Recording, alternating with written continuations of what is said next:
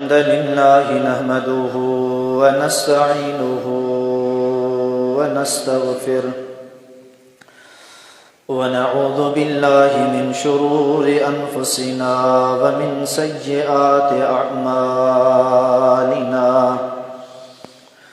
من يهده الله فلا مضل له ومن يضلله فلا هادي له وأشهد أن لا إله إلا الله وحده لا شريك له وأشهد أن محمدا عبده ورسوله اللهم صل على محمد وعلى آل محمد كما صليت على إبراهيم وعلى آل إبراهيم إنك حميد مجيد اللهم بارك على محمد وعلى آل محمد كما باركت على إبراهيم وعلى آل إبراهيم إنك حميد مجيد أما بعد فإن خير الحديث كتاب الله وخير الهدي هدي محمد صلى الله عليه وسلم وشر الأمور محدثاتها فإن كل محدثة بدعة وكل بدعة ضلالة وكل ضلالة في النار أما بعد فأعوذ بالله السميع العليم من همزه ونفخه ونفسه أعوذ بالله من الشيطان الرجيم بسم الله الرحمن الرحيم يا أيها الناس اتقوا ربكم الذي خلقكم من نفس واحدة وخلق منها زوجها وبث منهما رجالا كثيرا ونساء واتقوا الله الذي تساءلون به والأرحام إن الله كان عليكم رقيبا يا أيها الذين آمنوا اتقوا الله حق تقاته ولا تموتن إلا وأنتم مسلمون يا أيها الذين آمنوا اتقوا الله وقولوا قولا سديدا يصلح لكم أعمالكم ويغفر لكم ذنوبكم ومن يطع الله ورسوله فقد فاز فوزا عظيما اللهم رب اشرح لي صدري ويسر لي أمري واحلل عقدة من لساني يفقهوا قولي اللهم رب زدني علما اللهم رب زدني علما اللهم رب زدني علما سبحانك لا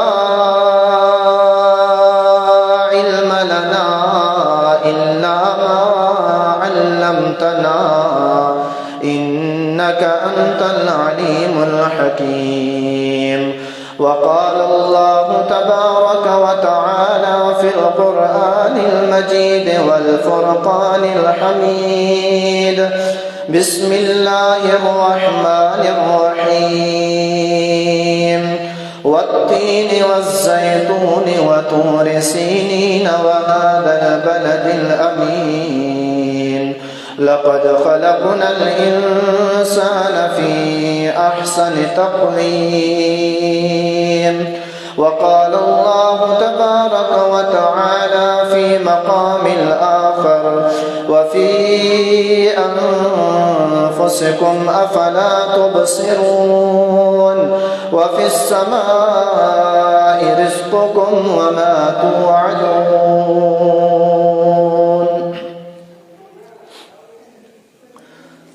हर किस्म की हमदई सना वडाई वाखान किबरियाई अकेले अल्लाह वहदहु ला शरीक माबूद बरहक के जुगाए जेको इन समूरी कायनात जो अकेलो खालिक मालिक राज़िक वहदहु ला शरीक माबूद बरहक उन खां पोइ ला तादाद अणगणिया बेहिसाब दुरूद सलाम हुजन इमामुल अंबिया इमामुल अतकिया इमामुर रसूल खातमुन नबिय्यीन इमाम हुदा अहमद मुश्तबा मोहम्मद मुस्तफ़ा मुहम्मदुर रसूलुल्लाह सल्लल्लाहु अलैहि व आलिहि वसल्लम जिनकी ज़ाते मुक़द्दसा मुबर्रहा मुनज़्ज़हात जैके अल्लाह रब्बुल आलमीन हिन पूरी कायनात जलाए रहबर व रहनमा हादी व मुर्शिद रहमतल लिल आलमीन बनाए करे मबूस फरमाए। वाजिबुल एहतराम मुअज़्ज़िज़ सामीन किराम, अज जे खुतबे जुमअतुल मुबारक जो उन्वान मौजू इन गाल ते रखियल है त अल्लाह तबारक व तआला जूं नेमतूं सारी कायनात जे हिक हिक शय जे अंदर गौर व फिक्र कयो वने तो असा के वह अल्लाह रब्बुल आलमीन जी नेमत नजर ईंदी आहे। अल्लाह रब्बुल आलमीन जी कुदरत उन शय में नजर ईंदी आहे तो हिन शय जो यकीनन हकीकी खालिक मालिक अकेलो अल्लाह वहदहु ला शरीक है। ऐं सारी कायनात जी हर एक शय में जेका कुदरती पैदा थियल है उनके पैदा करण वारो ठाहण वारो अकेलो अल्लाह। उन जी तख्लीक में उन जी पैदाइश में उन जी बनावट में उन जी ईजाद में अल्लाह रब्बुल आलमीन जो न कोई शरीक है न कोई साथी है न कोई भाई भाईवार है। जेकर असा नजर दौड़ायूं आसमान ना तो आसमान बगैर के थंबो थुणी जे बीठल आ। इन आसमान के ठाहण वारो केर हुयो ऐं रुगो ठाहण खां तणी गाल महदूद ना है, ठाहण खां बाद में इन आसमान ते के बिहारियो के है। वरी जेकॾहिं गौर फिक्र कजे तो इन आसमान में चमकंदड़ तारन ते दिलो दिमाग जंहिं दिल जे अंदर अल्लाह रब्बुल आलमीन जो कुरान पाक ऐं मोहम्मद करीम अलैहिस्सलातु वस्सलाम जिन फरमान मुबारक समायल आहे ओहे दिलो दिमाग गवाही ॾियनि था तो आसमान ठहण खां बाद में उनमें ये चमकंदड़ तारा खूबसूरत तारा इन्हनि के पैदा करण वारो केर आहे? यकीनन जवाब ईंदो त अल्लाह। इन्हनि आसमानी तारन के बगैर के होल्डर जे बगैर के जरिए असबाब जे बिहारण वारो केर आहे? दिलो दिमाग जवाब ॾींदा त अल्लाह, पर अकेलो अल्लाह। जेकॾहिं सवाल थिजे त हिन ज़मीन के पैदा कंहिं कयो आहे? दिलो दिमाग ऐं ईमान वारो ज़मीर गवाही ॾींदो त अल्लाह, पर अकेलो अल्लाह। वरी जेकॾहिं हिन ज़मीन जे मथां जबलनि ॾांहुं गौर कजे, सवाल कजे त इन्हनि खे पैदा करण वारो केर आहे? अहले ईमान जो ज़मीर जवाब ॾींदो त अल्लाह, पर अकेलो अल्लाह, हुनजो कोई शरीक ना है। वरी जेकॾहिं गौर फिक्र कजे समुंड ॾांहुं पाणी ॾांहुं तो इन पानी के पैदा करण वारो केर आहे? ज़मीर जवाब ॾींदो, दिल जवाब ॾींदी, दिमाग जवाब ॾींदो त अल्लाह, पर अकेलो अल्लाह। मड़ई सारी कायनात में जेका बि शइ कुदरती तौर पैदा थियल आहे, जेकॾहिं बाहि ॾांहुं गौर फिक्र कजे तॾहिं बि रब्बुल आलमीन ख़ालिक नज़र ईंदो। जेकॾहिं वण टिण ॾांहुं गौर फिक्र कजे तॾहिं बि अकेलो ख़ालिक नज़र ईंदो अल्लाह। रब्बुल आलमीन जो को बि शरीक कोन्हे को तो पोइ असां इबादत में अल्लाह जा शरीक छो था ठाहियूं। जेकॾहिं हेॾियूं वॾियूं शयूं, हेॾियूं वॾियूं निशानियूं अल्लाह से बग़ैर कंहिं सहारे जे, बग़ैर कंहिं मददगार जे, बग़ैर कंहिं पार्टनर जे रब्बुल आलमीन पैदा करे छॾियूं, तो छा अल्लाह रब्बुल आलमीन इंसान के पैदा करण ते क़ादिर ना है? छा इंसान के रिज़्क़ ॾियण ते क़ादिर ना है? इंसान जो ज़रूरतूं पूरियूं करण ते रब्बुल आलमीन क़ादिर ना है? रब्बुल आलमीन इंसान के पैदा कयो, उनके औलाद ॾियण ते क़ादिर ना है? केतिरे क़दुर असां मुसलमान बल्कि मुतलक तौर इंसान भुलियल आहे पंहिंजे हक़ीक़ी पालनहार खां, पंहिंजे हक़ीक़ी ख़ालिक़ व मालिक खां। बुज़ुर्गो, इन भुल जी वजह छा है? हिकड़ी वजह त अल्लाह रब्बुल आलमीन जे क़ुरान ऐं मुहम्मद रसूलुल्लाह सल्लल्लाहु अलैहि व आलिहि वसल्लम जे फरमान खां दूरी आहे। ऐं ॿी वजह त असां में, इंसान में अना भरियल आहे। जेकॾहिं असां ग़लती ते आहियूं, जेकॾहिं असां मुआशरी तौर दुनियावी एतबार सां कंहिं ग़लती ते आहियूं, तॾहिं बि पोइते हटण जे लाइ तयार न आहियूं। जेकॾहिं अचूं था दीनी ऐं मज़हबी तौर ते कंहिं ग़लती ते आहियूं, असां वटि हक़, सच, वाज़े बुरहान दलील अचनि था, तॾहिं बि असां मनी करे पंहिंजो पाण खे ग़लति चवण जे लाइ तयार न आहियूं। माना कि हिकु त अल्लाह जे रसूल अलैहिस्सलातु वस्सलाम जे फरमान खां दूरी, ॿिए नंबर ते अना में असां पियल आहियूं।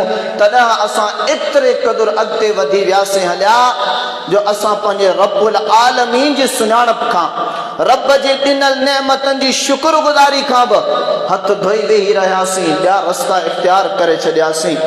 अल्लाह रब्बुल आलमीन ज़मीन व आसमान पैदा कया। फरमाए अल्लज़ीना यज़कुरून अल्लाह क़ियामन व क़ुऊदन व अला जुनूबिहिम वयतफक्करून फी खल्क़िस समावाति वल अर्द रब्बना मा खलक़्त हाज़ा बातिला सुब्हानक फ़क़िना अज़ाबन नार। रब जो क़ुरान सूरह आल इमरान।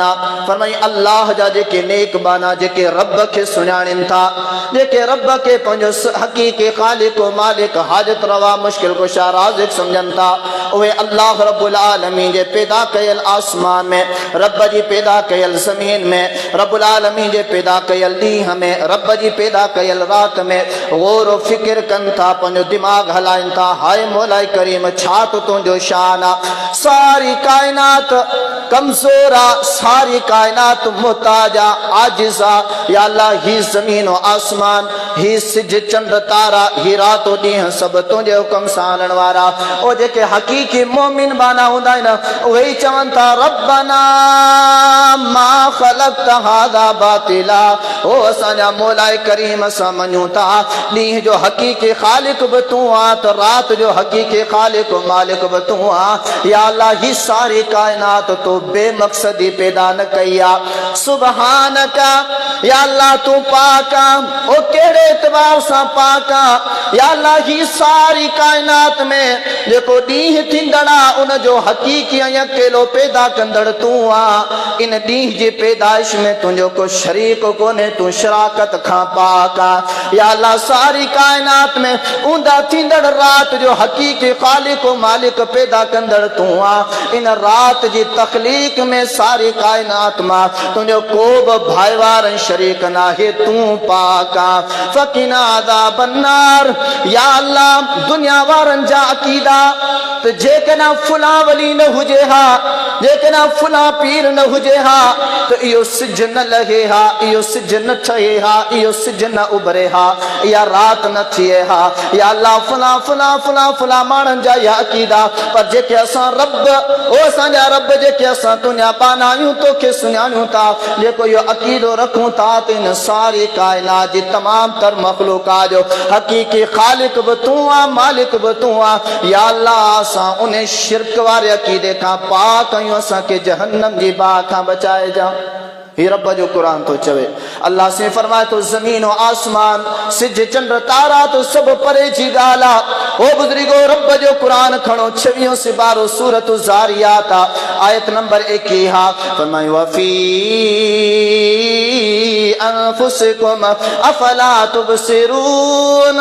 जमीन में निशानियों अलग, आसमान में निशानियों अलग, सिंज चंद्र तारन में निशानियों अलग, सारी कायनात में हर किस्म जो निशानियों मौजूद आहिन, पर आऊं रब चवां तो ॿियनि निशानियुनि ते गौर फिक्र न कयो। ए इंसान, रुगो घट में घट तू पंहिंजे नफ्स ते गौर फिक्र कर तो तुंहिंजे नफ्स में रब जूं केतिरियूं निशानियूं पयूं आहिनि, रब जूं केतिरियूं नेमतूं पयूं आहिनि। तूं रब खे सुञाणे वठंदे पंहिंजो नफ्स ॾिसी करे। अल्लाह फरमाए तो रुगो पंहिंजे नफ्स में गौर फिक्र कयो। अल्लाह से अखियों ॾिनियूं, अल्लाह से हथ ॾिना, अल्लाह से ज़बान ॾिनी, अल्लाह से कन ॾिना, अल्लाह से दिल ॾिनी, अल्लाह दिमाग़ ॾिनो आहे, अल्लाह पेर ॾिना, अल्लाह समझ ॾिनी आहे, अल्लाह फ़हम फ़रासत ॾिनी आहे, अल्लाह अकुल ॾिनो आहे। अल्लाह रब्बुल आलमीन खाइण पीअण जी समझ ॾिनी आहे, खाइण पीअण जा दरवाज़ा ठाहिया, आंड्रा गुंड्रा ठाहिया। रब्बुल आलमीन वरी उन गंद किचरे गिलाज़त के ॿाहिरि निकिरण जा रस्ता बि ॾिना। इहो सभु कंहिंजी कुदरत आहे। खालिक केरु आहे इन्हनि शयुनि जो? मालिक केरु आहे? तो कोई इंसान छो भुलियल आहे? अल्लाह से फरमाए तो दुनिया में हेॾो सारो 5 फुटा 6 फुटा 7 फुटा इंसान बीठो आहे। इहो त बाद जी ॻाल्हि आहे, पर सोच तो सही ओ इहो जेको 5 फुटा 6 फुटा 7 फुटा इंसान दुनिया में आयो आहे, एॾी आकड़ करे पियो, एॾो तकबुर करे पियो, एॾो पंहिंजे रब खां परे थिए पियो। पर इंसान सोच तो सही, मूं रब तोखे पैदा कहिड़ी शइ मां कयो आहे, ओ उन शइ खे तो सोच। हिकिड़ो पाणी आहे जंहिं पाणी जी का बि हैसियत कोन्हे का, उन पाणी मज़ा मूं तोखे ईजाद कयो आहे, पैदा कयो आहे, पर मरहलात तौर पैदा कयो आहे। अल्लाह रब्बुल आलमीन फरमाए तो वलक़द खलक़नल इंसान मिन तीन। और रब जो कुरान आहे 18 सिपारो आहे, सूरतुल मुमिनून आयत नंबर 12, आयत नंबर 13, आयत नंबर 14, आयत नंबर 15, आयत नंबर 16। रब्बुल आलमीन फरमाए तो मो इंसान के मिट्टी मजा पैदा कयो आहे। सुम्मा खलक़नाहु नुतफ़तन फ़ी क़रारिन मकीन। ओने मिट्टी मजा हिकिड़ो मखसूस पाणी कढियो आहे, उन पाणी खे वरी असां मादे रहम में महफूज़ करे रखियो आहे। ओ ॿुधायो त उन मादे रहम में ने पाणी खे पहुचाइण वारो केरु आहे? ओ ॿुधायो त उन मादे रहम में इन पाणी जी हिफ़ाज़त करण वारो केरु आहे? जवाब यकीनी ईंदो त अल्लाह, यकीनी जवाब ईंदो त अल्लाह। अल्लाह फरमाए थो मामलो हिते ख़त्म न थियो आहे। सुम्मा ख़लक़नन नुतफ़ता अलक़ा। पोइ उहो मादे रहम में उहो ज़रड़ो पाणी जो कतरो पाणी जो महफूज़ रहियो आहे, मूं रब जे हुकुम आर्डर सां, मूं रब जी कुदरत सां, मूं रब्बुल आलमीन जे ख़ालिकियत सां, मूं रब्बुल आलमीन जे कुदरत सां उहो तब्दील थियो आहे हिकिड़े नुतफ़े में। उन नुतफ़े मज़ा तब्दील थियो आहे वरी रत में, उन रत मां वरी तब्दील थियो आहे गोश्त में, उन गोश्त मां वरी तब्दील थियो आहे हद में। अल्लाह रब्बुल आलमीन फरमाए तो फ़कसौनल इज़ाम लहमा। ओ दुनिया वारो, रब्बुल आलमीन जी कुदरत ॾांहुं मुंहिंजा बुज़ुर्गो गौर त करियो। रब्बुल आलमीन कीअं स्टेप बाय स्टेप इंसान जी तख़लीक रखी आहे इंसान खे सम्झाइण जे लाइ। ओ इंसान सोच तो सही, तुंहिंजी तख़लीक छा आहे, तूं करीं छा पियो, तोखे वञणु केॾांहुं खपे, तूं वञी केॾांहुं पियो, तोखे इबादत कंहिंजी करणु खपे, तूं करी कंहिंजी पियो, तोखे घुरणु कंहिंखां खपे, तूं घुरी कंहिंखे पियो, तोखे मञणु कंहिंखे खपे, तूं मञी कंहिंखे पियो। अल्लाह से फरमाए थो पोइ हॾड़ा ठहिया, उन हॾड़नि ते वरी मूं रब्बुल आलमीन गोश्त चाढ़ियो आहे। फतबारकल्लाहु अहसनुल ख़ालिकीन। अल्लाह सही फरमाए थो ए दुनिया वारो, वञी ज़मीन जी कुंड कुर्छ में, आसमान जी कुंड कुर्छ में जांच करे अचो, रब खां वधीक बहितरीन बरकत भरी ज़ात कंहिंजी आहे, रब खां वधीक पैदा कंदड़ सुहिणे नमूने सां पैदा कंदड़ कंहिंजी ज़ात आहे। अल्लाह फरमाए थो अहसनुल ख़ालिकीन।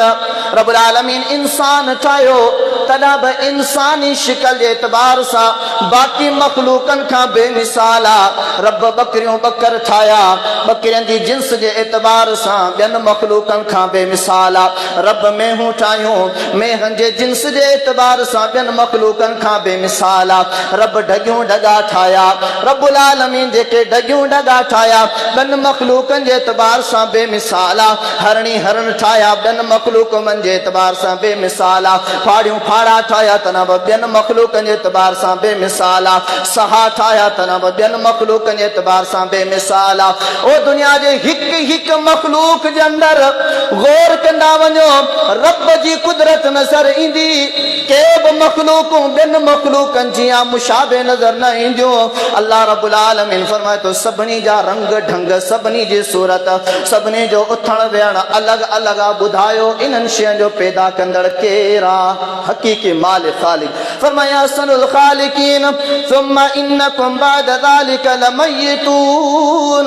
अल्लाह फरमाए थो इन तख़लीक़ी इजाद खां बाद में, इन बेमिसालियत जिनसे इंसान हुजण खां बाद में भी तव्हांखे मरणो आहे, तव्हांखे मिट्टी में मिलणो आहे। सुम्मा इन्नकुम यौमल क़ियामा तुबअसून।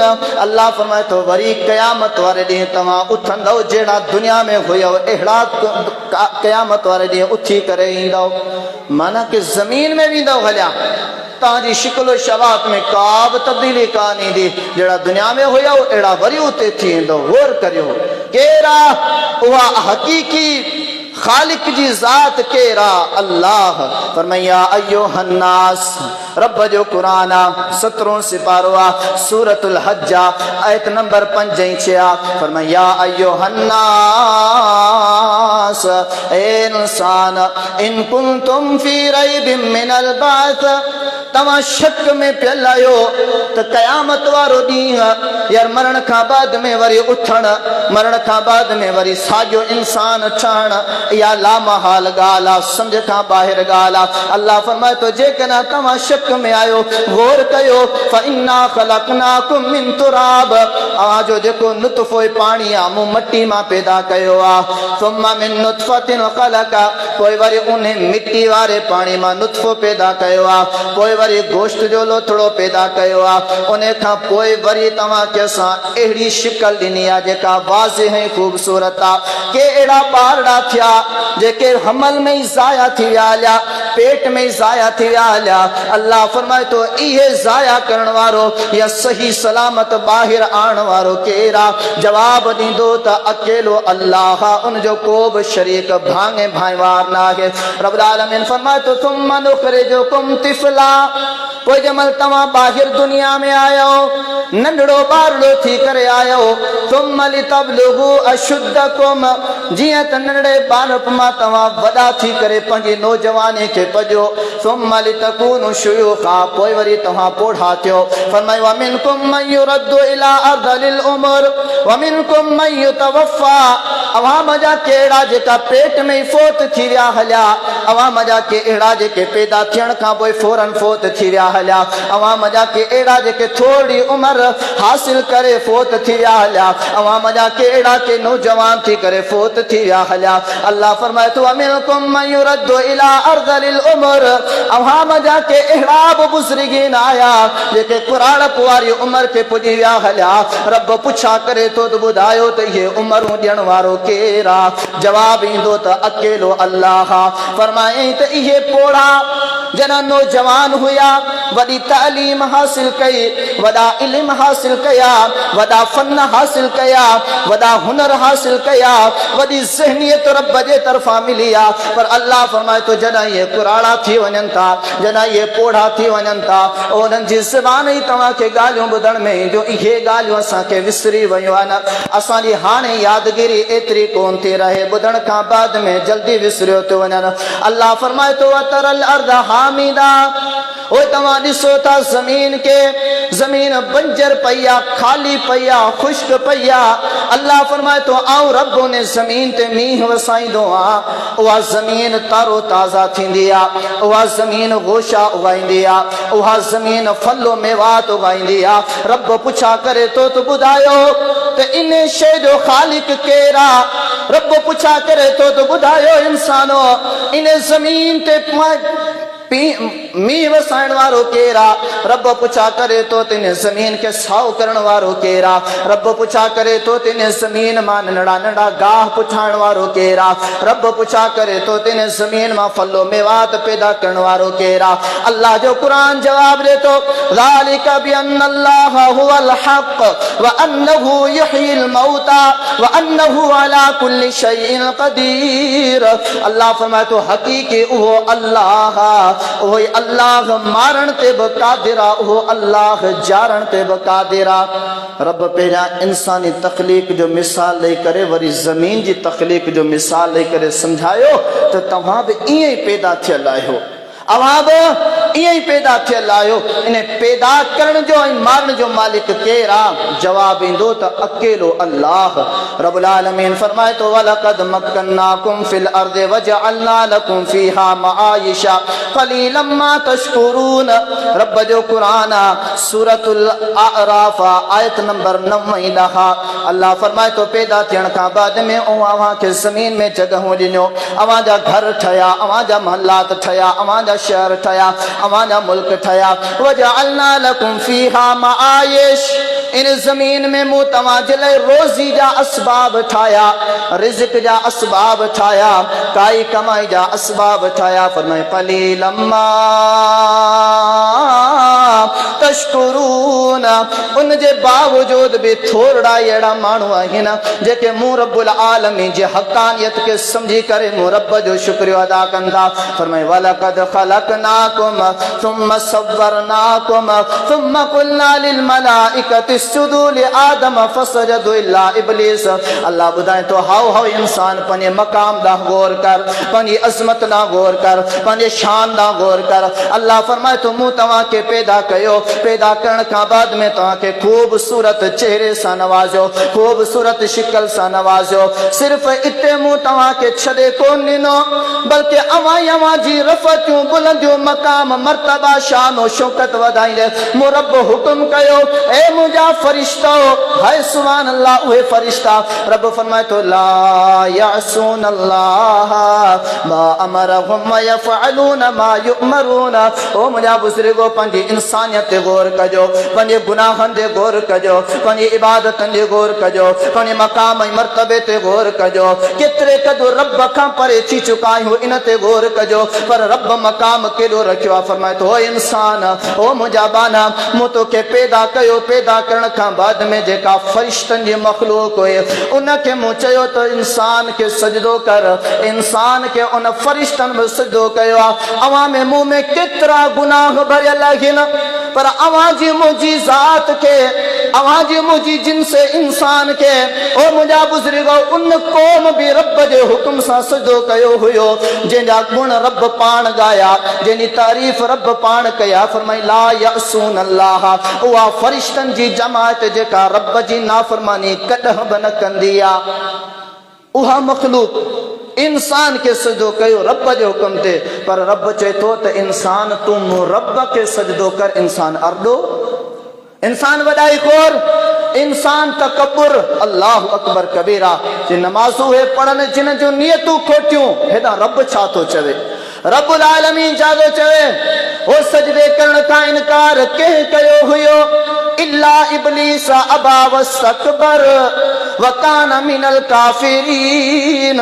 अल्लाह से फरमाए तो सजदे जे हुकुम जो इनकार शैतान कयो हुयो, इब्लीस कयो हुयो, जेको काफिरन मां हुयो, जेको नाफरमानन मां हुयो, जेको तड़ियलन मां हुयो, जंहिंजे मथां रब जो डमर ऐं रब जो गज़ब नाज़िल थियल आहे। रब्बुल आलमीन फरमाए तो मुंहिंजे हुकुम में सजदे खां, मुंहिंजे सजदे खां, मुंहिंजी नमाज खां, मुंहिंजी इबादत खां मोह मोड़ण शैतान जो कम आहे। अल्लाह अकबर कबीरा। बुज़ुर्गो ॿुधायो रब अवां खे मूंखे केतिरा दफ़ा क़ुरान में हुकुम ॾिनो आहे त नमाज पढ़ो, नमाज पढ़ण खां असां परे अर्दा। अल्लाह से फरमाए तो इंसान पंहिंजे जिस्म में गौर व फिक्र कर। अल्लाह से फरमाए तो वहु अल्लज़ी अंशअ लकुमुस समअ वल अबसारा वल अफईदा क़लीलन मा तशकुरून। रब जो कुरान 8 सिपारो सूरतुल मुमिनून आयत नंबर 78 79 80 फरमाए ए मोहम्मद करीम चई ॿुधा माण्हुनि खे ओ ही रब जे तवाजी तखलीक वजूद नफ्स शिकल में आणण का बाद में रब अवाज ले कन्न पैदा कया, रब रब्बुल आलमीन अवाज ले अखियों पैदा कयो, रब्बुल आलमीन अवाज ले दिल पैदा कया। अल्लाह फरमाए तो कोई भी थोड़ा जेके रब जी शुक्रगुजारी कंदा। व हुवल्लज़ी ज़रअकुम फिल अर्द व इलैहि तुशरून। ओ बुधा मुसलमानन के, बुधा इंसान के, ओ केड़ो हकीकी खालिक व मालिक आवाजो जे आवाज ले सारी समूरी जमीन चाहिए, उन्हें सारी समूरी जमीन में अवा के पकड़े छॾियई। ओ बुजुर्गो किथे सऊदी अरब आ, किथे अमेरिका है, किथे पाकिस्तान आ, ही जेका तक़सीम चला जंहिं जंहिं ज़मीन जे खिते ते अवां या रहूं पिया, या रब जी तक़सीम चला, या रब्बुल आलमीन जे विहाए पा। अल्लाह फरमाए तू मुंह पैदा करे पोइ ज़मीन में अवां के पकड़े छॾियो आ। व हुवल्लज़ी युहयी व युमीत व लहु इख्तिलाफिल लैलि वन नहार अफला ताकिलून। ओ मोहम्मद करीम मानन के इहो बि चई ॿुधा त उहो ई अल्लाह जेको जारींदो आ, उहो ई अल्लाह जेको मारींदो आ, उहो ई अल्लाह जेको रात आणींदो आ, उहो ई अल्लाह जेको ॾींहुं आणींदो आ। अफला ताकिलून। ए इंसान, ए मुसलमानो, छा पोइ अञा बवा के अकल जो ज़रो नथो अचे त पंहिंजे रब खे सुञाणियो। फमन कुल हुवल्लज़ी अंशअकुम वजअल लकुमुस समअ वल अबसार वल अफइदा क़लीलन मा तशकुरून। रब जो कुरान 29 सिपारो आ, सूरतुल मुल्क आयत नंबर 23 है 24। मुंहिंजा मोहम्मद करीम मूं रब जी सुञाणप करा, मुंहिंजा बाना मूं रब खे विसारे वेठा अथई, मूं रब्बुल आलमीन जे सुञाणप खां अणसुञाण थी वेठा अथई, मूं रब्बुल आलमीन जे मारिफत खां अणॼाण थी वेठा अथई। इन्हनि खे सुञाण मूं रब्बुल आलमीन जो तारुफ करा। उहो ई अल्लाह जे अवां जो अखियूं पैदा कयो, उहो अल्लाह जे अवां जे लाइ दिल पैदा कया, उहो ई अल्लाह जे अवां जे लाइ कन पैदा कया। रब फरमाए तो थोड़ा मूं रब जी शुक्रगुज़ारी कनि था। अल्लाहु अकबर कबीरा। रब्बुल आलमीन फरमाए तो ला उक़सिमु बिहादल बलद। कसम आहे मूं रब के कंहिंजो मक्के शहर जो, व अंत हिल्लुम बिहादल बलद। ओ मोहम्मद करीम सल्लल्लाहु अलैहि वसल्लम, ऐं रब इन जे करे मक्के शहर जो कसम पियो खणा जो तो जहिड़ी अज़मत वारी शख्सियत ते रहंदड़ आहे। फरमाए व वालिदिन व मा वलद। ऐं उन वालिदैन जो कसम थो खणा जेके पंहिंजे ॿारनि खे जनम ॾियनि था। अल्लाह से फरमाए तो लक़द ख़लक़नल इंसान फी कबद। ओ इंसान जिन्हनि मरहलात मां गुज़री आयो आहे, ॾाढा ॾुखिया मरहलात हुया, ॾाढा पेचीदा मरहलात हुया, उन्हनि जी संभाल, उन जी हिफ़ाज़त करण ॾाढी ॾुखी हुई। ओ ॿुधायो त उन्हनि जी हिफ़ाज़त करण वारो केरु आहे? फरमाई त अल्लाह। अयहसबु अल्लन यक़दिर अलैहि अहद। रब्बुल आलमीन इंसान खे यादि पियो ॾियारे। इंसान उहे जेके मरहला पेट मां गुज़री आया, मादे रहम मां गुज़री आया, केॾा मुशक्क़त तरीन महलात हुया। कंहिं पे संभालियो, हिफ़ाज़त कंहिं पे कई, पेट में रिज़्क़ रोज़ी कंहिं पे रसायो, साह कंहिं पे खणायो, धक मुक खां कंहिं पर्दा ॾेई करे अल्लाह अकबर इंसान जी हिफ़ाज़त कई। फरमाई अल्लाह। रब पाण जवाब ॾे थो त अल्लाह। अल्लाह अकबर कबीरा। अल्लाह रब्बुल आलमीन अॻिते छा फरमायो? फरमाई तव्हांजे पेटनि में तव्हांजी हिफ़ाज़त करण वारो केरु? तॾहिं फरमाए अल हफ़ीज़। रब्बुल आलमीन जा जेके नाला आहिनि उन्हनि नालनि मां रब्बुल आलमीन जो हिकिड़ो नालो अल हफ़ीज़ बि आहे। फरमाई जॾहिं इहो इंसान साॻियो, अल्लाहुल्लज़ी ख़लक़कुम मिन दुअफ़िन सुम्मा जअल मिन बअदि दुअफ़िन क़ुव्वतन व शैबा। 21 सिपारो आहे, सूरतुर रूम आयत नंबर 54। हो सुञाणो पंहिंजे उन हक़ीक़ी अल्लाह के, उन मालिक व ख़ालिक के। फरमाए जे अल्लाह अवां खे कमज़ोरी मां पैदा कयो आहे, नंढड़ा ॿारड़ा थी आयो।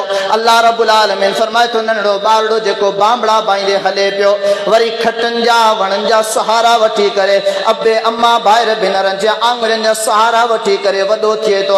अल्लाह फरमाए थो पंहिंजी नौजवानी खे पुॻो आहे तॾहिं बि मूं रब पुॼायो आहे। नौजवानी खां बाद में पोढ़ाइप में पुॻो आहे तॾहिं बि मूं रब पुॼायो आहे। फरमाए वहुवल अलीमुल कदीर वही अल्लाह कुदरत वारो आ वस वारो आ जान वारो आ इंसान यो इंसान जना ताकतवर थे तो इंसान जना चार पैसा चंदा इंसान के जना थोड़ो अभाव इंदो आ अर्दा हिंदिया चा तो चवे आया सब अल्लाह यक़दिरा अलैहि अगद रब जो कुरान सूरतुल बलदा अल्लाह फरमाए तो इंसान चा तो समझे तक का भी जात मुझे मथा कादिर कोने का आया सब अल्लम यरहु अहद यो इंसान समझे पियो आऊं जो कुछ कया पियो लिखी कया पियो केर ब मुखे दिसे कोन तो पर रब फरमाए तो इन्नल्लाह ला यख्फा अलैहि शैउन फिल अर्दि वला फिस समा व हुवा समीउल अलीम रब जो कुरान सूरह आल इमरान पेरो रुकुआ फरमाए बेशक अल्लाह हुवा अल्लाह जी जात हुवा अल्लाह जी जात सारे आसमान में सारी जमीन में वमा बैनहुमा जो कुछ जमीन और आसमान जे विच ते आ फरमाई अल्लाह का काब शे लिखल कोने का इंसान समझे तो जो कुछ कया पियो मुखे केर दिसे कोन पियो पर अल्लाह फरमाए तो रब दिसा पियो अलम नजअल लहु ऐनैन रब फरमाए तो इंसान पंजे वजूद नफ्स में गौर करी हा तनाब तो के रब्बुल आलमीन जे हकानियत समझ में अची वने हा रब्बुल आलमीन जे खालकियत समझ में अची वने हा अल्लाह बुधाए तो बुधा तो सही तो के बा अखियों के दिनु आए ना जवाब इंदो तो अल्लाह रब्बुल आलमीन फरमाए तो वलिसाना इंसान का पुछ तो सही तो के जबान कह दिनिया इंसान चवंदो अल्लाह रब्बुल आलमीन पूछा करे तो पुछ तो सही इंसान का तो के बा चपड़ा कह दिना इंसान जवाब दे तो अल्लाह फरमाए वहदैनाहु नजदैन वो इंसान के साथ रास्ता दिखा रहा तो इंसान ही सारी समूरियों नेमतों ॾियण खां पोइ ऐं रब तो के आज़ाद छॾे करे ॿ रस्ता ॿुधायां तो ही रस्तो मूं रब्बुल आलमीन जे फरमा बरदारी जो आहे मूं रब जी शुक्रगुज़ारी जो आहे मूं रब्बुल आलमीन जी क़दरदानी जो आहे मूं रब्बुल आलमीन जी इबादत जो आहे मूं रब्बुल आलमीन जी बरकतनि जो आहे मूं रब्बुल आलमीन जी रहमतनि जो आहे मूं रब्बुल आलमीन जी रज़ामंदी जो आहे हेॾां ॿियो जेको रस्तो आहे मूं रब्बुल आलमीन जी नाफ़रमानी जो आहे मूं रब जे ॾमरनि जो आहे मूं रब जे अज़ाबनि जो आहे मूं रब्बुल आलमीन जी जहन्नम जो रस्तो इंसान कहिड़ो रस्तो तो इख्तियार करे जे इंसान के रब जी कदरदानियत होंदी रब्बुल आलमीन जी कदरदानियत के समझंदो अल्लाह अकबर कबीरा रब फरमाए तो उहो फरमा बरदारी वारो रस्तो इख्तियार कंदो जेको कदरदान न होंदो फरमाया अय्युहन्नास ज़ुरिब मसलन फस्तमिउ ला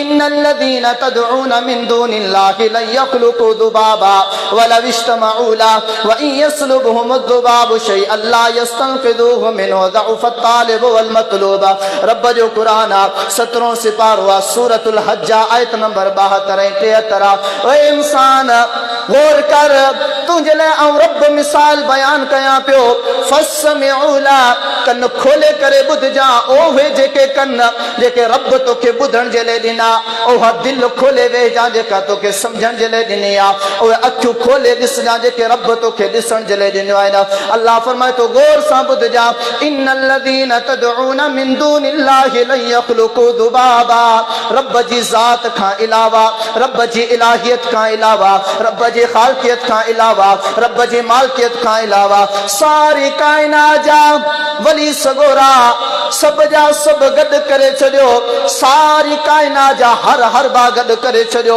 रब्बुल आलमीन फरमाए तो एकड़ी मक्खी पैदा करण ते कादिर नाहे न ओ इंसान गौर त कर मु रब तो जेड़े इंसान के पैदा कयो आ अल्लाह फरमाए तो सारी कायनात मु रब का अलावा जह में जेके बनसरियात जेके बा अकीदा रखो ता सब जा सब गडजी पवन अल्लाह फरमाए तो मक्खी पैदा करण त परे जी गाला पर जेकना मक्खी उन का आकाश खसे वटे एतरी ताकत कोन ता रखन जो मक्खी का उवा शे वापस वठी सगन ज़अफ़त तालिब वल मतलूब अल्लाह फरमाए तो मु रब का अलावा जे में हाजत रवाई जो अकीदो आ सोब कमजोर आ हाजत रवा अकीदो रखण वारो भी कमजोर आ जे में मुश्किल कुशाई जो अकीदो आ सोब कमजोर आ मुश्किल कुशा जो अकीदो रखण वारो भी कमजोर आ जे में औलाद जी उम्मीद रखला मु रब का अलावा सोब कमज़ोर आहे और रब जी औलाद जी उम्मीद रखण वारो भी कमज़ोर आहे। अल्लाह फरमाए तो ज़अफ़त तालिब वल मतलूब, ओ जिन्हनि जी पूॼा कई वञे थी मुरब खां अलावा से बि कमज़ोर, पूॼा करण वारा भी कमज़ोर। वमा क़दरुल्लाह हक़ क़दरी, रब जो कुरान आ बुज़ुर्गो ॿुधना वञो, हो रब जेके कन ॾिना हिन ॿुधण लाइ, ओ खुदारा अल्लाह जो वास्तो अथव रब्बुल आलमीन जो कुरान सोने मोहम्मद जो फरमान ॿुधण जे लाइ कन खोलींदा करियो।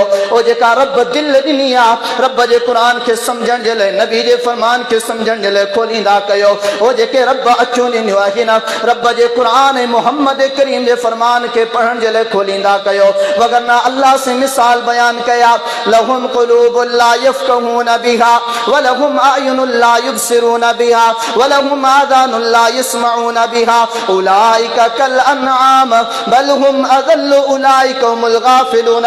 रब जो कुरान 9 सिपारो सूरतुल आराफ आयत नंबर 179 फरमाई अहिड़ा बदबख्त इंसान भी आहिनि जिन्हनि खे मूं रब दिल सां नवाज़ियो आहे पर मूं रब्बुल आलमीन जी हक़ानत खे दिल सां नथा सम्झनि, मूं रब जी शरीयत खे दिल सां नथा सम्झनि, मूं रब अखियूं ॾिनियूं आहिनि मूं रब्बुल आलमीन जी हक़ानियत के, मूं रब जी इलाहियत के, मूं रब जी कुदरत के उन अखियुनि सां ॾिसण जे लाइ तयार न आहिनि, मूं रब जी शरीयत के उन अखियुनि सां ॾिसण जे लाइ तयार न आहिनि। रब फरमाए तो मूं कन ॾिना आहिनि मूं रब्बुल आलमीन जी शरीयत ॿुधण जे लाइ, मूं रब्बुल आलमीन जे तरफ़ां निकतल ऐं उभरंदड़ तारीफ़ जोगा आवाज़ ॿुधण जे लाइ कन ॾिना आहिनि पर इहे ॿुधण जे लाइ तयार न आहिनि। फरमाए उलाइका कल अनआम बल हुम अज़ल, ये इंसान न वो हिकड़े पासे केॾो वॾो मक़ाम मर्तबो आहे बुज़ुर्गो, फरिश्तनि वारी अज़ीम जमात का भी इंसान मथे आहे पर जेकॾहिं इहो इंसान साॻियो किरी पवे पंहिंजे रब खे न सुञाणे, गैरनि जा दरवाज़ा वॼाए, गैरनि खे पंहिंजो हाजत रवा मुश्किल कुशा दाता व दस्तगीर ठाहे, गैरनि जे साम्हूं निवड़तूं करे, गैरनि जे साम्हूं कंध झुकाए, गैरनि जे लाइ नज़राना कढाणो बास नज़रो न्याज़ करे। रब फरमाए तो इहो इंसानियत वारे मर्तबे मां किरी करे कहिड़ी हद ताईं पुॻो आहे। फरमाए उलाइका कल अनआम, इन्हनि जो मिसाल जानवरनि जी आहे, बल हुम अज़ल, बल्कि जानवरनि खां बि अल्लाह। बुज़ुर्गो अल्लाह जो कुरान साॻी सूरत आहे आयत नंबर 180 खणी करे पढ़ी ॾिसोसि। मोहम्मद करीम अलैहिस्सलातु वस्सलाम खां रब्बुल आलमीन मुखातिब थियो आहे, ओ मुंहिंजा मिठड़ा करीम मोहम्मद सल्लल्लाहु अलैहि वसल्लम, तू रब खे सद कजां, रब जा नाला वठी करे, ओ जेके मूं रब्बुल आलमीन खां हटी करे जेके ॿियनि खे सद कनि था ओ उन्हनि खे तू छॾे ॾे, तू रब सद कजां, पंहिंजे रब खे सद कंदो रहिजां। इहे मरी करे जॾहिं पैदा थींदा ऐं रब पाण इन्हनि खां हिसाब वठंदसि। ही दिलियूं, ही अखड़ियूं, ही कन्नड़ा कंहिंजी नेमत आहे, ही ज़बान कंहिंजी नेमत आहे। फरमाए बिस्मिल्लाहिर रहमानिर रहीम अर्रहमान, उहो बेहद मेहरबान रब्बा अल्लमल कुरान, जे इंसान के कुरान सिखारियो आहे, खलकल इंसान, जे इंसान के पैदा कयो आहे, अल्लमहुल बयान, रब्बुल आलमीन इंसान के ज़बान ॾियण खां बाद में ॻाल्हाइण जी ताक़त ॾिनी आहे। इंसान तूं ॻाल्हा मूं रब जे हुकुम सां। अॼु असां ॻाल्हाइण महिल ख़्यालु कंदा आहियूं ही जेको ॻाल्हाइण आहे आवाज़ आहे इहा बि रब जी नेमत आहे। हिकु वजूद नफ्स में हर जेका बि नेमत आहे उहा रब्बुल आलमीन जी ॾिनल नेमत आहे।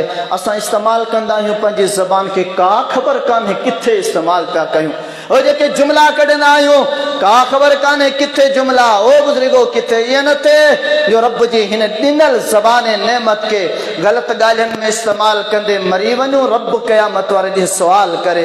ओ रब्बुल आलमीन जेको आवाज़ ॾिनो आहे, ॻाल्हाइण ॾिनो आहे, उन ॻाल्हाइण में बजाए रब जी तारीफ़ जे, बजाए रब जी नमाज़ जे, बजाए रब जे क़ुरान जे, बजाए मोहम्मद करीम अलैहिस्सलातु वस्सलाम जे नाले ऐं फरमान जे गार में, गंद में, कवालियुनि में, शाइरनि में, लानतबाज़ी में, फुज़ूल ॻाल्हियुनि में असां ॻाल्हायो बयान ज़ाया कयूं ऐं क़यामत वारे ॾींहुं रब सवाल करे। फरमाए इन्न समअ वल बसर वल फुआद कुल्लु उलाइका कान अन्हु मसऊला।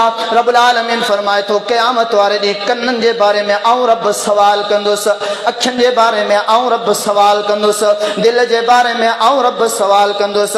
फरमाए तुम लतुसअलुन्ना यौमइदिन अनिन नईम। ओ रब जो कुरान खणो सूरत तकासुर 30 सिपारो आ। रब्बुल आलमीन फरमाए तो क़यामत वारे ॾींहुं इंसान के ॾिनल तमाम तर नेमतन मजा हिक हिक नेमत जो आऊं रब सवाल कंदुस, पुछा कंदुस।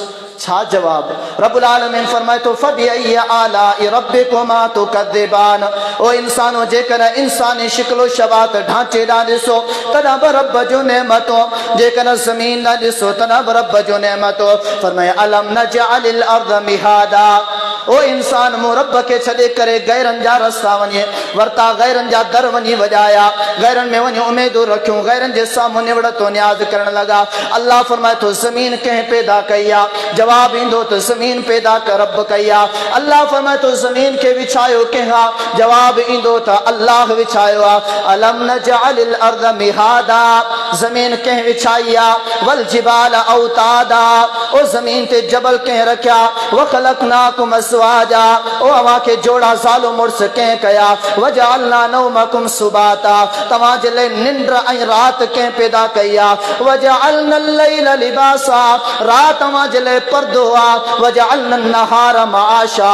ॾींहुं मूं तव्हां जे उथण जे लाइ ऐं रोज़ी कमाइण जे लाइ कयो आहे। वअनज़लना मिनल मुअसिराति माअन सज्जाजा। मूं रब्बुल आलमीन अवां इंसान ते महिरबान थींदे ओ झुड़ पैदा कयो, ओ झुड़ मां तमाम घणो वसंदड़ मींहुं पैदा कयो आहे। रब्बुल आलमीन फरमाए तो जॾहिं मींहुं वसे तो इन मींहुं जे ज़रिए ज़मीन फसल ऐं मेवात उगाईंदी आहे। ॿुधायो तो इन सभिनीनि जो मालिक केरु आहे? नेमतनि जो ख़ालिक केरु आहे? जवाब ईंदो त अल्लाह। पोइ आख़िर ॿिए पासे छो? अल्लाह जो क़ुरान सूरतुल आराफ आयत नंबर 188 का खणंदा हलूं। अल्लाह अकबर। दोस्त बुज़ुर्ग आस पास में ताना ॾियनि पिया, कराची होटल वारे मुले ऐं इन्हनि जी जमायत क़ुरान मटाए छॾियो आहे। साईं माना मटाए छॾी अथनि, इन्हनि जे चकर में न अचो, इन्हनि जे फिरेब में न अचो। साईं पोइ केॾांहुं वञूं? जॾहिं क़ुरान मटिजी वियो हलियो, तर्जुमो मटिजी वियो हलियो, बाक़ी कुझु बचो तव्हां पाण ॿुधायो। ओ लाजवाना ही असांजा जेके ख़ुतबा ॿुधो पिया, क़ुरान पाक केतिरो क़ुरान पाक जो आयत नंबर बि ॿुधाई आहे। वञी करे असांजो क़ुरान फिरायल आहे न, माना फेराई आहे, तर्जुमो फेरायो, लफ़्ज़ फेराया न। अल्लाह जा बाना तव्हांजे ॻोठनि में जेके मस्जिदूं आहिनि मूं त कोन ठाहियूं, उन्हनि मस्जिदनि में क़ुरान मूं त कोन रखिया, उन्हनि जी माना मूं त कोन लिखी आहे। अञा ताईं मूं क़ुरान कंहिंजी माना लिखी बि कोन्हे का। जेके तव्हांजे मस्जिदनि में पुराणा क़ुरान पियल आहिनि, उन्हनि जी माना वञी करे पढ़ी ॾिसो त छा मौलवी सच चयो हो या कूड़ चयो हुई। गौर कंदा हलिजो। रब जो क़ुरान आहे, 9 सिपारो आहे, सूरतुल आराफ आहे, आयत नंबर 188 आहे। मुहम्मद करीम अलैहिस्सलातु वस्सलाम जो पैगाम आहे, कुल ला अमलिकु लिनफ्सी नफ़अन वला दर्रा इल्ला मा शा अल्लाह वलौ कुन्तु अअलमुल गैब लस्तक्सरतु मिनल खैर वमा मस्सनी अस्सूउ इन अना इल्ला नज़ीरुन व बशीरुन लिक़ौमिन युमिनून। ए दुनिया वारो ॿुधायो त रब जी ज़ात खां बाद में सारी मखलूकात में वॾे मां वॾो मर्तबो कंहिंजो आहे, वॾे मां वॾी शख़्सियत ज़ात कंहिंजी आहे। असांजो अक़ीदो इहो आहे त उहा मुहम्मद रसूलुल्लाह सल्लल्लाहु अलैहि वसल्लम जी ज़ात आहे। ओ मुहम्मद करीम अलैहिस्सलातु वस्सलाम जीअं रब जी ज़ात पंहिंजे अल्लाह हुजण में, पंहिंजे ख़ालिक हुजण में, पंहिंजे मालिक हुजण में, पंहिंजे राज़िक हुजण में बेमिसाल आहे, वहदहु ला शरीक आहे। ईअं मुहम्मद करीम अलैहिस्सलातु वस्सलाम तमाम तर मखलूकात में ज़ाती एतबार सां, इबादती एतबार सां, अखलाकी एतबार सां, सिफ़ाती एतबार सां, हया जे एतबार सां, अखलाक जे एतबार सां, गुफ़्तार जे एतबार सां, उथण वेहण जे एतबार सां, इबादती एतबार सां मुहम्मद करीम अलैहिस्सलातु वस्सलाम जिन मखलूकात में को मटई मिसाल कोने को। पर उहो मुहम्मद करीम छा तो फरमाए, कुल ला अमलिकु लिनफ्सी नफ़अन वला दर्रा। ओ मुहम्मद करीम ॿुधायो इंसानो, रब जे दर खां अलावा, रब जी ज़ात खां अलावा सारियूं ज़ातूं, सारा दर ख़ाली अथव, बेमक़सदा अथव, उतां कुझु बि न मिलंदो।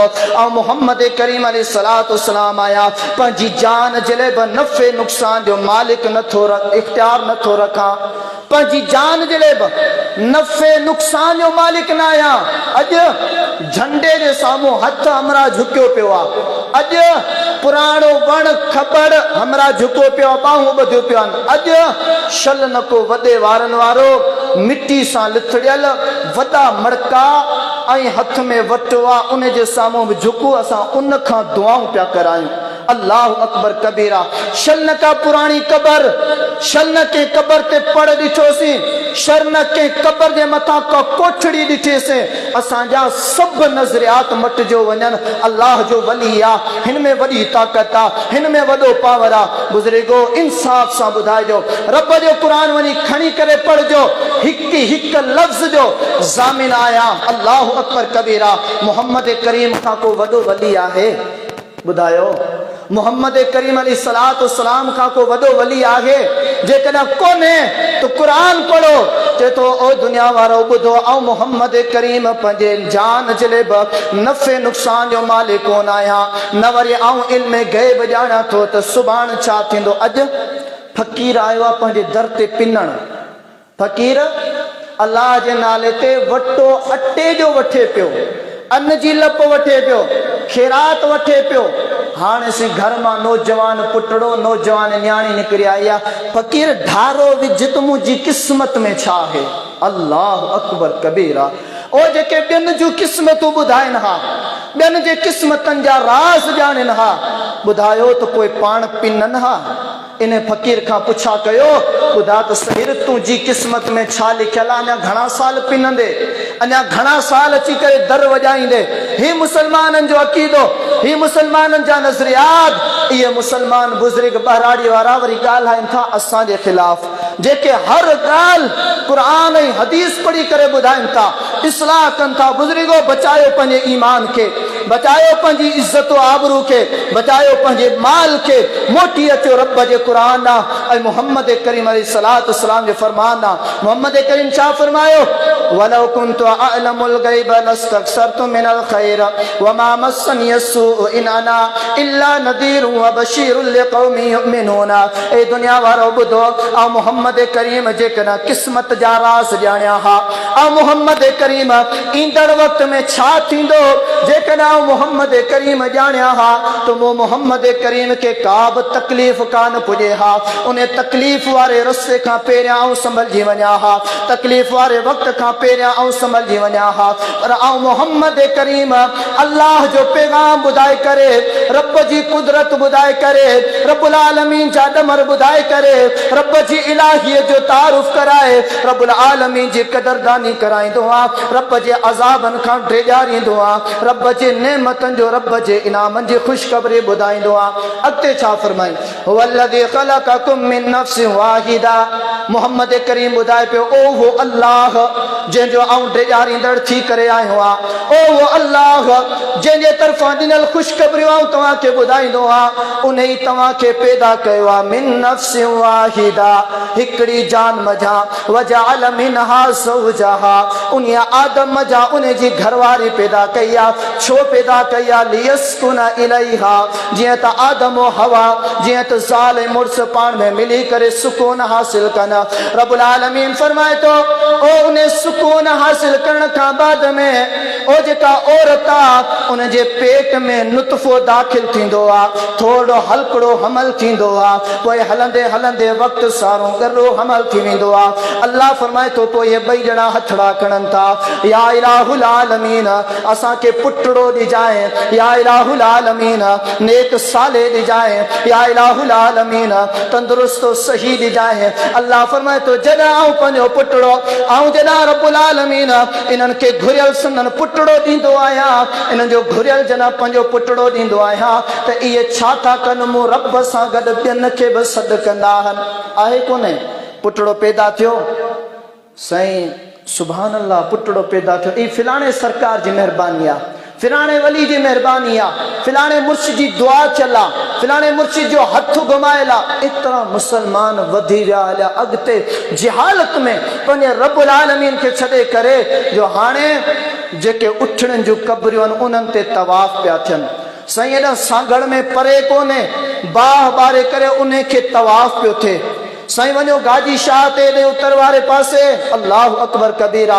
हाणे जबला उन मां वार पिया ॻोल्हजनि, उन मां खंभ पिया ॻोल्हजनि, ॿिलियुनि जी क़बरनि खे मुसलमान तवाफ़ पिया कनि। छो त इहे शयूं करण सां, इहे वार ऐं खंभ ॻोल्हण सां मुरादूं पूरियूं थींदियूं। साईं बयानात आया, मुंहिंजी शादी कोन पई थिए, के माण्हू मूंखे मशवरो ॾिनो आहे त इहो कमु कर, तुंहिंजी शादी थी वेंदी। साईं बयानात आया, छो औलाद कोन पियो थिए। असां ॿुधो आहे त जंहिंखे वार लभियो उनखे पुटड़ो थींदो, जंहिंखे खंभ लभियो उनखे धीउ थींदी। हाणे साईं वार ऐं खंभ पुटड़ा ऐं पुटड़ियूं पिया ॾियनि, पुटड़ा ऐं धीअूं पिया ॾियनि। अल्लाह फरमाए थो ॾियण वारो केरु आहे? जॾहिं औलाद ॼमे थो, ही बकरी, ही कुकड़, ही फिलाणी बनी जो फिलाणो टुकड़ो, साईं फसल लथल आहे त 5 मण फुटियुनि जा, कणक लथल आहे त 5 मण अन्न जा, सुरह लथल आहे त 2 मण रक़म पियल आहे त एतिरा रक़म साईं फिलाणी जी दरगाह ते देग लाणी आहे। छो पुटड़ो कोन पियो थियो? इन मूंखे पुटड़ो ॾिनो आहे। अल्लाह छा थो फरमाए? पुट आऊं थो ॾियां, पोइ इहे जेके मुंहिंजा बाना पुट थियण खां बाद में पोइ शरीक ठाहिनि था। अल्लाह अकबर। रब छा थो फरमाए? इन्नल्लज़ीन तदऊन मिन दूनिल्लाहि इबादुन अमसालुकुम फदऊहुम फलयस्तजीबू लकुम इन कुंतुम सादिकीन। ओ बुजुर्गो, रब जो कुरान आहे, 9 सिपारो सूरतुल आराफ, आयत नंबर 188 खां वठी करे आयत नंबर 195 ताईं पढ़जो। अल्लाह फरमाए थो, जिन्हनि क़बर वारनि खे सॾु कयो था, ओ जेके तव्हांजा पीरो मुर्शिद जहिड़ा आहिनि, उहे सभु तव्हां जीअं इंसान अथव। तव्हांखे सॾु करिणो आहे हिकिड़े अल्लाह जी ज़ात खे। जेकॾहिं सॾु करण बि चाहियो था, इन्हनि खे सॾु कयो, ॾिसूं तव्हांजे लाइ छा था करे सघनि। अल्लाह फरमाए थो, सभ जा सभु कमज़ोर अथव, सभ जा सभु मोहताज अथव। बुज़ुर्गो, पंहिंजे रब खे सुञाण। इहे केरु ॾियण वारो आहे शयूं? जॾहिं मिठड़ो मोहम्मद, जेको तमाम तर मखलूकात में अफ़ज़ल तरीन शख्सियत आहे, उहो चए थो त आऊं पंहिंजे नफ़्स जे लाइ नफ़े नुक़सान जो इख्तियार नथो रखां, आऊं इल्म गैब नथो ॼाणियां। जेकॾहिं ॼाणियां हा त मूंखे का तकलीफ़ सुभाणे वारे ॾींहं में न पुॼे हा। ही असांजा वली सगोरा सभु कुझु कनि पिया, छा इहे नबी खां वॾा आहिनि? ॿियो दलील सूरतुल यूनुस 11 सिपारो आयत नंबर 49, फमै कुल ला अमलिकु लिनफ्सी दर्रन वला नफ़आ। ए दुनिया वारो ॿुधो, रब्बुल आलमीन इन आयतन खां पहिरियां शरीकनि जी ॻाल्हि कई आहे, ओ जिन्हनि जी पूॼा पाठ कई वेंदी आहे उन्हनि जी ॻाल्हि कई आहे।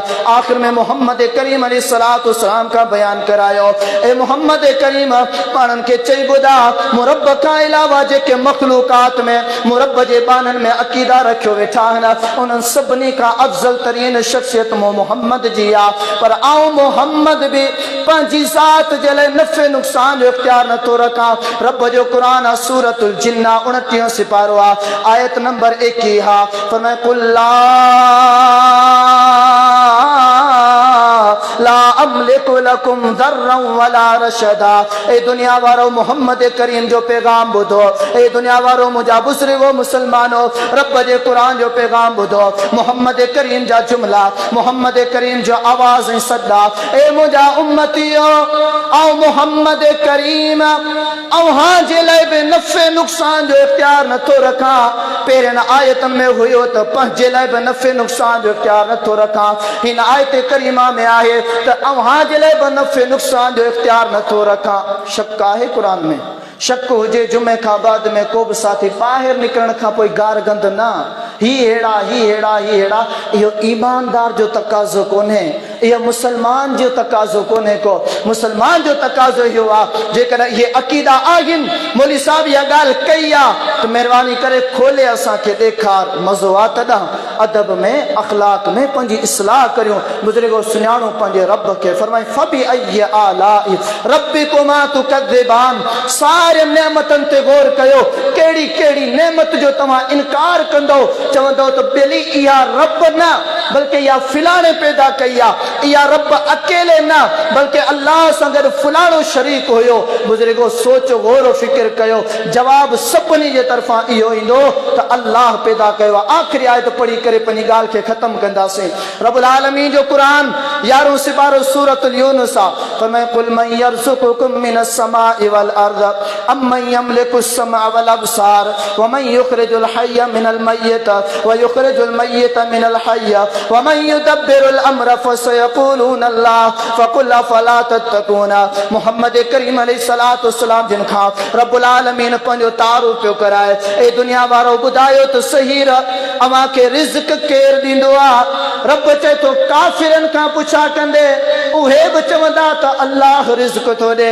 रब्बुल आलमीन चए थो पुछा कर तव्हांजे अखियुनि ऐं कननि जो मालिक केरु आहे? जवाब ईंदो त अल्लाह मालिक आहे। रब्बुल आलमीन चए थो पुछा कर माण्हुनि खां पुछा करे ॿुधा त रब्बुल आलमीन जी सारी काइनात में तमाम तर मामलात खे हलाईंदड़ केरु आहे? जवाब ईंदो अल्लाह। रब्बुल आलमीन चए थो पुछा कर ज़िंदा कंदड़ केरु आहे? मारींदड़ केरु आहे? ओ कुकड़ जे मुअल बेदे मां ज़िंदा बचड़ा कढींदड़ केरु आहे? ओ ज़िंदा कुकड़ मां मुअल बेदो पैदा कंदड़ केरु आहे? जवाब ईंदो त अल्लाह। रब फरमाए थो अफला तत्तकून पोइ बि नथा ॾिजो जॾहिं सभिनी शयुनि जो मालिक अल्लाह आहे त पोइ ज़मीन वारनि में अल्लाह जे बाननि में इहे अक़ीदा इहे सोचूं रखण मोमिन जो ईमान वारे जे ईमान जो तकाज़ो कोन्हे। अल्लाह खां दुआ आहे अल्लाह से मूंखे अव्हां खे क़ुरान पाक हदीस पाक पढ़ण सम्झण ऐं पंहिंजे अकाइद जी इस्लाह जी तौफ़ीक़ अता फ़रमाए। आमीन व आख़िर दअवाना अनिल हम्दुलिल्लाह।